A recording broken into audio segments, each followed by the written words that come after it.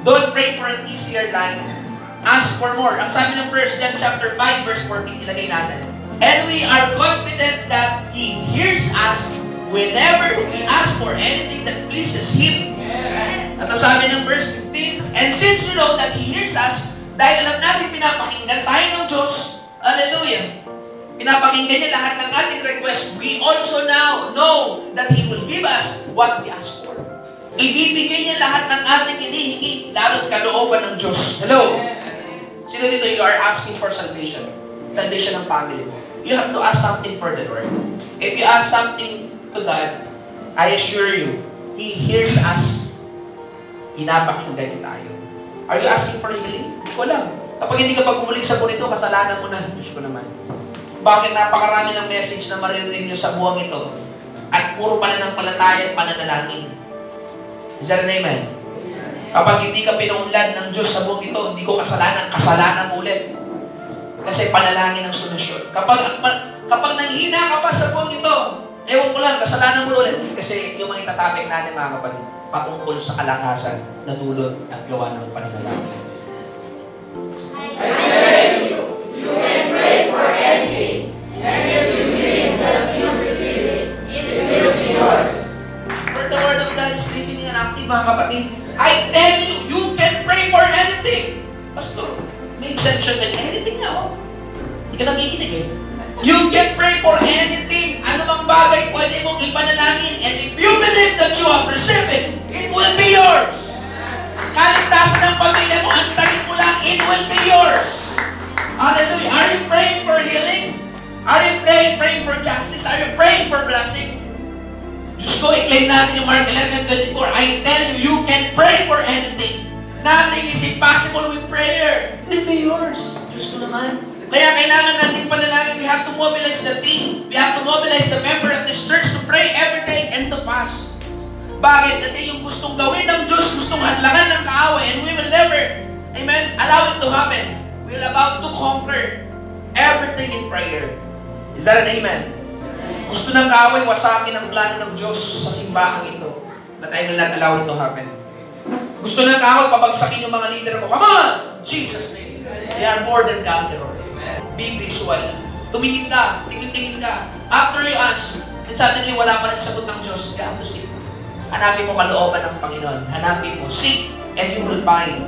Hanapin mo kung saan ka nagkulang, kung saan ka nagkamali. Actually, ang sabi ng Jeremiah 29 verse 13, you will seek me and find me when you search me for me with all your heart. Hallelujah. Be visual. Ang sabi ng Matthew chapter 6 verse 33, seek the kingdom of God above all else and live righteously and He will give you everything you need. Is that a good promise? And He will give you everything you need. Kapag hindi mo nakuha sa asking, daanin mo sa seeking. Hanapin mo kalooban ng Diyos at ang kanyang katwiran at lahat ng bagay idadagdag sa buhay mo. Idadagdag na lang, blessings will be added upon your lap. But if you don't seek God first, baliktarin natin, and all these things will be subtracted to you. Be visual. Maghanap ka ng kaparaanan para tugunin ng Diyos ang panalangin mo. Mga kapatid, John 14:13-14, and whatsoever you shall ask in my name, that will I do, that my Father may be glorified in the Son. You shall ask anything in my name, and I will do it. Hallelujah. Ikausap pa po ba ako? Tingnan natin ito. Why don't we get what we ask for? Bakit hindi tayo nakakatanggap ng mga bagay na hinihingi natin? Number one, babalansingin natin. It is not God's will. Hindi pa kalooban ng Diyos. Pastor, tagal ko nang hiningi, bakit hindi na nabibigay sa akin? Let us balance this message. Balansingin natin itong doktrina. Kasi, hindi pa kalooban ng Diyos. O hindi kalooban ng Diyos. Ano yung hinihingi mo ngayon, hindi mo na-receive? Check your heart. Baka hindi kalooban ng Diyos. Number two, we ask with wrong motives. Mali motibo natin. Marami tayong hinihingi, binibigay ng Diyos kasi mali motibo natin. Amen? Tama ba motibo natin? Tingnan natin. Pagpayumaman kayo, ano mangyayari sa inyo? Ito malihirap no? Lord, please bless me. Kung bless ka ng Diyos, lumayo ka naman sa Kanya. Hindi problema rin. Kaya hanggat hindi tama puso ninyo, huwag kayong humingi na yumaman kayo. Baka pag yumaman kayo, hindi tama puso ninyo, lumayo naman kayo sa Diyos. There is the sin in your life. May kasalanan ka na kailangan i-confess sa Panginoon. Number 3, let us tapusin natin. Be vigilant. Be visual, be vigilant. na ito, maging vigilant na tayo. How many times did Paul pray for thorn to be removed? Ito yung isang instance sa Bible when Paul asked God to heal him. Sabi niya, Lord, please take away my thorn.